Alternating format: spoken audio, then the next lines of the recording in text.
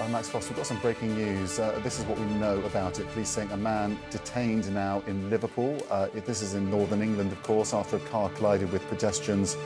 This was a huge parade for the Cup win for Liverpool. There would have been hundreds of thousands of people there. Obviously, it's now dominated by emergency services. The city centre absolutely packed at the time of this incident. It's not clear how many people have been hurt.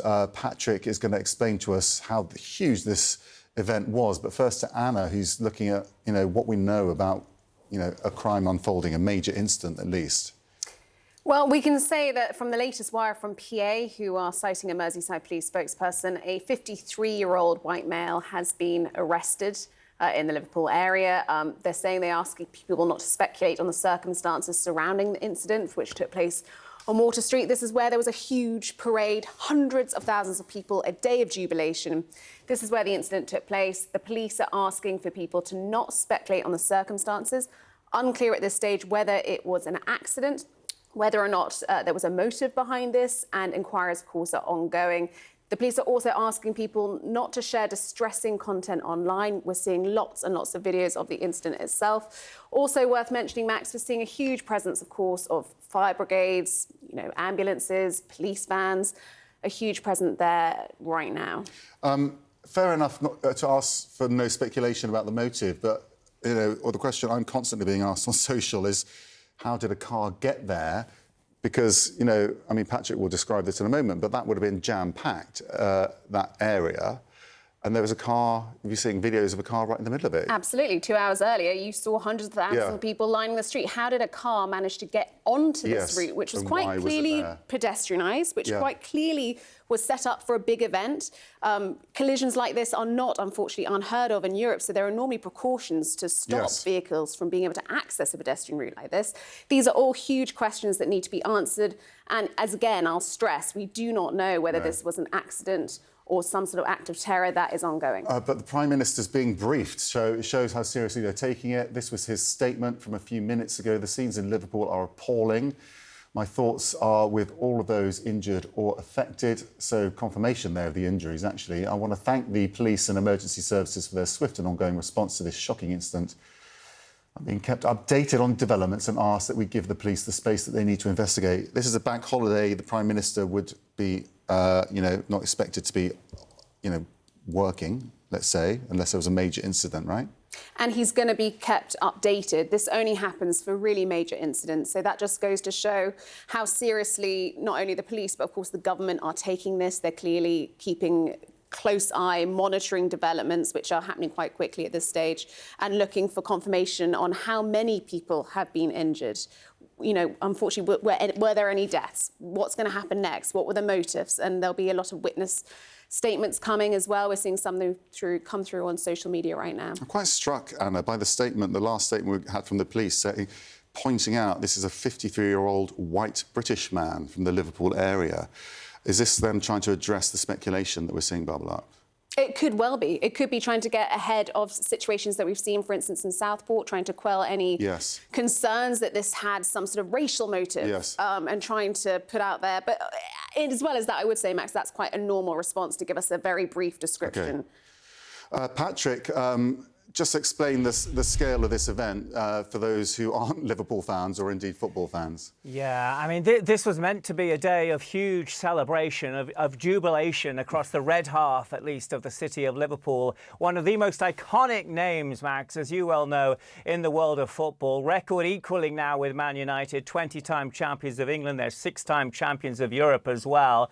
And they'd wrapped up the Premier League title several weeks ago, so we knew this celebration was coming. I will say, we're learning from Per PA, the Press Association, Liverpool City Councillor John Hughes estimating in excess of 1 million people in the Liverpool city centre area, breaking the 750,000 record for the 29 Champions League triumph that the club triumphed under Jurgen Klopp, the previous manager. But Liverpool wrapped up the title weeks ago. They won it in the end by 10 points. And this celebration, Max, in stark contrast to their 2020 20 Premier League triumph. The only other time they won the Premier League in the era, that was 2020. It was in the COVID era. On that occasion, the players had to celebrate in an empty stadium at Anfield. They couldn't celebrate with the fans. So this is a huge day that the fans were looking forward to. Hundreds of thousands, we now know reportedly over 1 million, had been looking forward to this day. Many of them getting in position hours and hours before the open-top bus parade. Some of the most famous players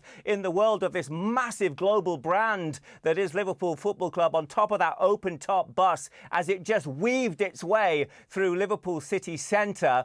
And it's just not what was meant to happen. We saw the thousands of flags. We saw the red smoke as well as the Premier League trophy was shown off by Liverpool Football Club. And this day has ended on a very sour and very concerning note. And I do want to say we're monitoring reaction from rival clubs, because at this time, this is an occasion when the world of football, the beautiful game as it's known, comes together as one. And whatever transpires with this incident, rival teams will be pulling together as one in support of Liverpool Football Club and the people of Liverpool. I know the city well. I used to live and work there. I was a student there. I know of their passion for sports. But when it comes to football, it is off the chart, guys. It is absolutely incredible, the love they have for the beautiful game there in Liverpool. I've been to parts of Asia where they are huge Liverpool fans as well. They're one of those brands, aren't they, that really break out of the UK. Thank you so much, Patrick. We'll be back with you and with Anna as we get more updates this hour.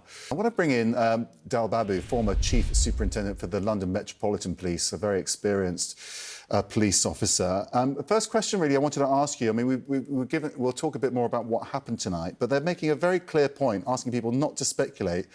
And it's not often they will define a white British man, their ethnicity in a statement like this. But this perhaps speaks to what they've seen recently with incidents like this. Yeah, absolutely. In many ways, this is highly unusual to give the ethnicity and the nationality of a person. Because if you go on social media sites, particularly things like X, there's been absolutely rampant speculation that this is an Islamist attack. And the police will want to make sure that the people who are trying to stoke up fear and hatred and racial tensions and faith tensions are told immediately that this is a white British man. So that doesn't necessarily mean that somebody doesn't have a faith from a different background or you have to be a particular ethnicity. But I think what they're trying to do is deal with the speculation that there's been on X and other social media sites, which has been trying to suggest and whip up hatred. Absolutely. I'm just looking at the latest statement. The other thing that's clearly frustrating the police is that people are sharing distressing content and not sending it to the police. And they're the ones that need to see this stuff, don't they? Because they're dealing with a live... it happened a couple of hours ago. Yeah, I mean, I think I always find it very, very shocking how people do this, particularly on things like X, where, there's no thought to the fact that loved ones have been injured. Some people might have been seriously injured, and some, and I think, it's something that's just about basic decency. Please don't share these videos because it's somebody's loved ones, and so if somebody sees that on social media and then suddenly sees their loved ones being struck by a vehicle, it's going to be extremely distressing. So the police are asking. This is about compassion but also having a degree of humanity and just ensuring that you're not sharing information which people are going to find extremely distressing. Can I just ask you one quick question? The Prime Minister coming out very quickly saying he's being briefed on this. So he, as you say, it's a bank holiday. He wouldn't normally be working full hours. When you were in the police force, what would that indicate to you? What would you have said to the Prime Minister? I mean, how serious does it show the incident to be? Well, it shows the very fact that the Prime Minister has come out and said this on national TV and radio indicates how serious this matter is. So what would happen when I've been involved in serious incidents, you're required, while you're doing everything else, to ensure that you've got a briefing note that's with all the information you have to hand, and that's sent through the Home Secretary up to the Prime Minister. Often that information will be limited because at the moment it's very, very unclear what the motives are of this individual.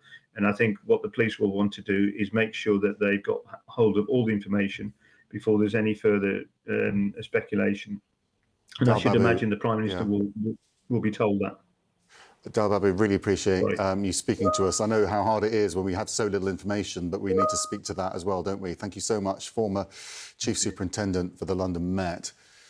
Liverpool Football Club releasing a statement. We're in direct contact with Merseyside Police, they're saying, regarding the incident on Water Street, which happened towards the end of the trophy parade earlier this evening. Our thoughts and prayers are with those who've been affected by this serious incident. We'll continue to offer our full support to the emergency services and local authorities who are dealing with this incident.